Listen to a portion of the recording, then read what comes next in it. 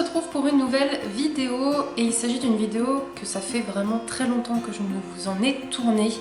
Il s'agit d'une espèce de bilan lecture, sauf que étant donné que je lis quand même beaucoup moins qu'avant et de manière beaucoup plus lente, je vais changer mes bilans lecture. En nouvel intitulé de vidéo, ce sera plutôt mes dernières lectures où ce sera étalé sur plusieurs mois de lecture pour que ça soit plus regroupé et un peu plus complet, parce qu'effectivement, vu que je ne lis pas assez, je ne peux plus vous faire ce genre de vidéo chaque mois, le rythme n'est plus du tout là.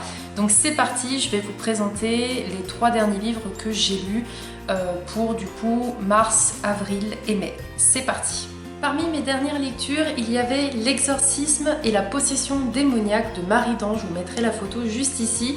Il s'agit d'un roman que j'ai lu grâce à l'auteur, donc c'est une auteure qui est auto-éditée. J'avais déjà lu les meilleurs dossiers Warren de cet auteur, mais également les 7 péchés infernaux et les légendes de la Dame Blanche. Donc n'hésitez pas à aller voir mes avis sur mon blog directement. Et là je vais vous parler de mon avis sur ce roman. Alors on va pas se mentir, j'ai toujours adoré les films d'horreur et tout ce qui se rapporte surtout à la possession, aux démons, à l'enfer, à toutes les créatures un petit peu glauques qu'on peut avoir dans l'imaginaire. J'ai toujours été fascinée par cet univers-là, je me suis toujours beaucoup posé de questions sur justement la possession démoniaque, donc en fait j'avais vraiment envie de découvrir ce roman de l'auteur, donc c'est plutôt un essai. Ce que j'ai apprécié tout de suite, c'est que l'auteur, comme pour ses autres romans, nous laisse avoir notre propre point de vue. À aucun moment elle va imposer en disant, parce que bon, c'est quand même sa spécialité, c'est son univers et c'est son métier, à aucun moment elle va nous dire bah oui, le diable il existe, faut y croire, etc. Elle nous amène plutôt des anecdotes, des histoires réelles où on a eu des preuves d'apparitions démoniaques et du coup bah ça peut nous amener à croire à ces phénomènes-là. Donc c'est toujours le point positif que je trouve à ces romans, c'est qu'à aucun moment elle nous impose de croire justement aux démons, parce que chacun peut y croire ou ne pas y croire, et en tout cas elle n'impose pas son point de vue, donc ça j'apprécie beaucoup. Cet essai il comporte plusieurs parties, notamment la naissance du malin, la hiérarchie infernale. Alors ça j'ai trouvé ce chapitre là très intéressant, je savais pas qu'il y avait une hiérarchie à ce niveau là. L'exorcisme, pourquoi et comment le démon il nous possède, la possession démoniaque, comment on s'en défend, la science et la psychiatrie qui est très tournée autour de la possession démoniaque, et elle nous présente aussi quelques cas de possession démoniaque à travers cet essai. Ce qui m'a surtout surpris dans cet essai, c'est à quel point on a énormément de démons qui existent. Très sincèrement, on croit toujours à Lucifer tout de suite quand on parle de démons, mais il y en a vraiment énormément et c'est impressionnant cette quantité. J'ai trouvé aussi intéressant de savoir quels étaient les symptômes des personnes qui étaient possédées, mais également comment elles pouvaient se soigner. Très honnêtement, pour ceux qui sont très curieux sur ce sujet, l'essai apporte beaucoup de réponses sur ce qu'on peut se poser par rapport à cet univers-là. Je ne vais pas rentrer plus dans le détail que ça parce que ça reste un essai. Si vous êtes curieux, si vous aimez justement par exemple le film sur les dossiers Warren, ou si vous êtes fasciné par tout ce qui concerne les démons ou les exorcismes, cet essai sera fait pour vous, il vous apprendra beaucoup de choses à ce sujet. J'ai eu plus d'une fois quand même froid dans le dos sur certains thèmes abordés où on se dit si on vient qu'à être victime de ce genre de choses, c'est quand même super grave et super glauque. Mais de manière générale, j'ai vraiment apprécié ma lecture et d'ailleurs je lui ai mis la note de 3 sur 5 et je vous laisse le lien de ma chronique en barre d'infos. J'ai ensuite lu récemment une BD, il s'agit de Héritage de Hans et Gourdon, publié aux éditions Depuis. Vous avez vu cette BD dans ma dernière vidéo vlog et également Book Haul du Salon du Livre de Genève parce que c'est là-bas que je l'ai acheté. Forcément, la couverture m'a tout de suite interpellée parce qu'elle est glauque, parce qu'elle est un peu style gothique et sombre. Et j'adore les BD qui tournent autour d'un univers un petit peu sombre, avec du sang, avec des sorcières. Enfin, moi, ce genre de BD me plaît toujours, et surtout quand les planches sont un petit peu sombres, j'accroche en fait. Ici, on va retrouver Nina qui possède un don particulier puisqu'elle peut, avec ses mains, avoir la capacité de sauver une personne, mais vraiment, elle a un don incroyable. Le seul souci, c'est que elle ne sait pas forcément bien le maîtriser. Elle ne sait pas forcément également qu'autour d'elle, d'autres personnes ont des dons différents et qui peuvent les utiliser avec un mauvais usage.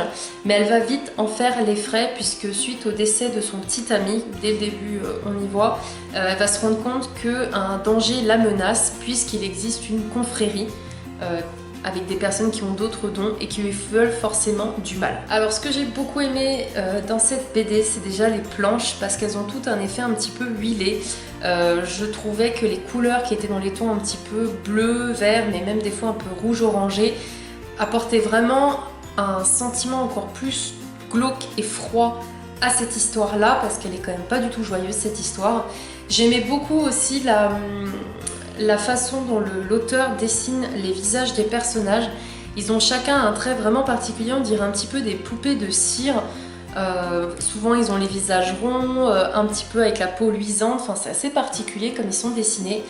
Au niveau des personnages, on a Chloé qui est la meilleure amie de Nina, qui est complètement opposée à cette dernière, puisque Chloé c'est une fille qui n'a peur de rien, qui aime séduire, qui aime rigoler, qui a vraiment la joie de vivre et qui rentre dedans, alors qu'on a Nina qui est une fille un petit peu plus sans réserve, un petit peu plus timide et qui souffre aussi beaucoup. De manière générale, j'ai passé une bonne lecture, même si ce qui m'avait déçu par rapport à cette BD, c'est que j'aurais aimé découvrir davantage les autres dons des personnages, parce que finalement on découvre le don de Nina, mais je trouve que c'est pas assez exploité, et les dons des autres personnages non plus.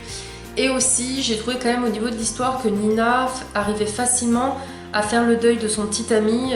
On a l'impression que voilà, elle le perd et que 3 jours après, elle est déjà avec un autre homme, donc j'étais un petit peu déçue sur ce point-là.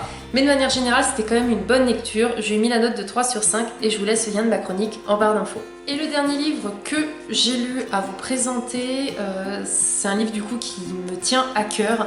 Il s'agit de Au petit bonheur la chance de Aurélie Vallogne aux éditions Livre de Poche, que je remercie. Alors ce livre a toute son histoire, mais il a aussi toute une histoire avec moi, puisque je l'ai reçu 2 semaines avant de perdre ma grand-mère, et en fait cet auteur était l'auteur chouchoute de ma grand-mère. Elle m'avait recommandé beaucoup ses romans et celui-ci elle ne l'avait pas lu, je comptais d'ailleurs le lui prêter. Et il faut croire qu'on lit des livres à un moment donné où c'est important pour nous, comme s'ils avaient été mis devant notre nez à ce moment-là. Puisque quand je me suis lancée dans l'histoire, je ne savais pas du tout de quoi parlait ce roman. Je l'ai pris parce qu'il me faisait penser à ma grand-mère pour l'auteur, mais pas du tout pour l'histoire. Et quand je vais vous raconter son histoire, vous allez comprendre pourquoi c'est un livre que j'ai eu dans les bonnes mains au bon moment. Ici, on va retrouver Jean, qui est un petit garçon de 6 ans, qui vit en 1968, donc on est à une époque assez éloignée. C'est un petit garçon qui a la joie de vivre, qui est très curieux et qui adore poser des questions parce qu'il veut justement apprendre. Un beau jour, sa mère, qui vit seule avec Jean, va le confier à sa grand-mère qui s'appelle Mémé Lucette. Mais il se trouve que Jean pense que sa maman la laisse. Mais il se trouve que Jean pense que sa maman le laisse juste pour des vacances d'été, parce que le but pour elle, c'est de leur trouver un appartement à Paris pour un nouveau départ et qu'elle trouve un travail. Sauf qu'en fait, plus les jours passent et plus Jean se rend compte que sa maman ne reviendra pas. Il échange avec des lettres en fait avec sa mère, puisqu'on est à une époque où le téléphone coûte très cher, commence seulement à être développé et encore, mais c'est vrai que c'est compliqué pour échanger à ce niveau-là. Et forcément, quand j'ai commencé à lire ce roman, je me suis tout de suite attachée au personnage de Jean, parce que c'est vraiment un petit garçon qu'on a envie de chouchouter, d'épauler et de rendre heureux tout simplement, parce qu'il le mérite. Mais quand j'ai vu la complicité qu'il avait avec sa grand-mère Mémé Lucette, tout de suite ça m'a mis en pleine tête la complicité que j'avais avec la mienne, les bons moments que j'ai pu passer avec elle. Et je me suis clairement dit en lisant ce roman, soit ça passe, soit ça casse, parce que je l'ai lu tout de suite après le décès de ma grand-mère. Je ne sais pas pourquoi j'ai voulu lire celui-ci, mais il m'est apparu, donc faut croire que c'était le moment. Et il m'a fait du bien. Il m'a fait du bien parce que même si on a des moments très durs, très tristes dans cette histoire, ça m'a permis de me rappeler des bons souvenirs avec ma grand-mère. Et l'histoire, elle est vraiment attachante parce que Jean est donc un petit garçon très vif, très curieux. Il comprend pas pourquoi sa mémé, elle va toujours au cimetière voir Pépé Marcel. mais parce qu'elle aime prendre soin en fait de la tombe de son mari. Mémé Lucette, elle a pas de frigo, hein, ça commence à arriver. Chez sa tante, il y a un frigo, mais chez Mémé Lucette, bien sûr que non, parce que la technologie, elle est contre. Donc elle fait comme à l'époque où on mouille un chiffon, on met les œufs et le lait dans un chiffon humide au bord de la fenêtre pour garder au frais. Enfin, vraiment, on a l'impression d'être plongé à cette époque et de voir comment ça fonctionnait. On a des passages très forts parce que Jean, il commence à aller à l'école. Il se fait des copains, mais il se fait aussi des ennemis parce que les garçons se moquent quand même très vite de lui. J'ai été très touchée aussi par le côté éducation, où à cette époque-là, c'est vrai, si vous êtes gaucher, vous êtes vraiment mal vu et on vous forçait à écrire de la main droite. Vous receviez souvent des coups de règle ou on vous mettait dans un coin, enfin c'était assez dur à cette époque. Et pareil, ça m'a fait aussi me rappeler des conversations que j'avais eues avec mon grand-père qui me disait que justement lui il était gaucher et que quand il était petit il recevait des coups de règle et il savait écrire des deux mains. Et là c'est pareil, Jean on le force à savoir écrire de la main droite. Tout ça parce que si on écrit de la main gauche, on est mal élevé, c'est pas correct, c'est qu'on a le diable en nous, enfin c'est assez hallucinant comme à cette époque-là, il y avait beaucoup de sujets où un rien était sensible. Moi ça me rend dingue en fait qu'on force un enfant à écrire d'une main alors qu'il sait écrire d'une autre. Donc vraiment ces passages-là, ça me touchait beaucoup, j'avais envie d'aller dans le livre et de secouer les professeurs en leur disant mais vous êtes des idiots, c'est pas possible autrement. Et Jean, on avait envie de le réconforter et lorsqu'on voit des passages avec sa mère, très honnêtement moi le ressenti que j'ai eu pour sa mère c'était que j'avais envie de la claquer. Parce que, ok, on est dans une époque où c'est assez compliqué, les femmes, il faut assez trouver le bon parti. Elles travaillent pas vraiment, elles sont souvent avec un homme qui ramène l'argent à la maison, pour être honnête. Et d'ailleurs, on a énormément de sujets importants dans ce roman, parce que la mère de Jean essaye de trouver un travail, mais elle a eu Jean très jeune, donc elle veut vivre sa vie. Donc on a le sentiment d'abandon pour Jean qui a sa mère qui finalement préfère la vie parisienne avec ses copines plutôt que d'élever son fils de 6 ans. Donc ça c'est un côté très dur. On a Jean qui plus d'une fois tient des propos assez macho et sexistes parce que son papa lui a mis ses idées en tête. Jean à l'image où la femme doit faire à manger et faire le ménage et que le papa quand il rentre il met les pieds sur la table vraiment et il lit son journal. Et heureusement Mémé Lucette est là pour secouer Jean et lui donner la bonne éducation. Donc on aborde quand même le sujet du sexisme, on aborde le sujet des femmes qui tombent enceintes très tôt, on aborde également l'avortement.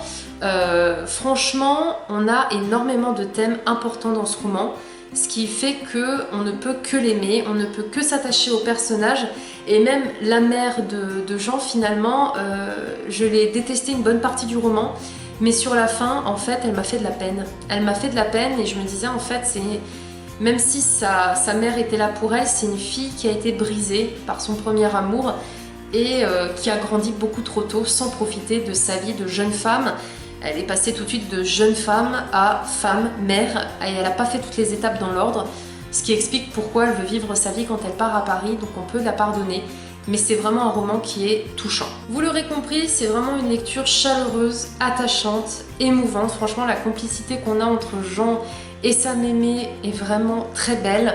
Surtout que voilà, Mémé Lucette, c'est une grand-mère qui vraiment donne tout pour sa famille, mais elle est quand même dure, elle se montre quand même imposante.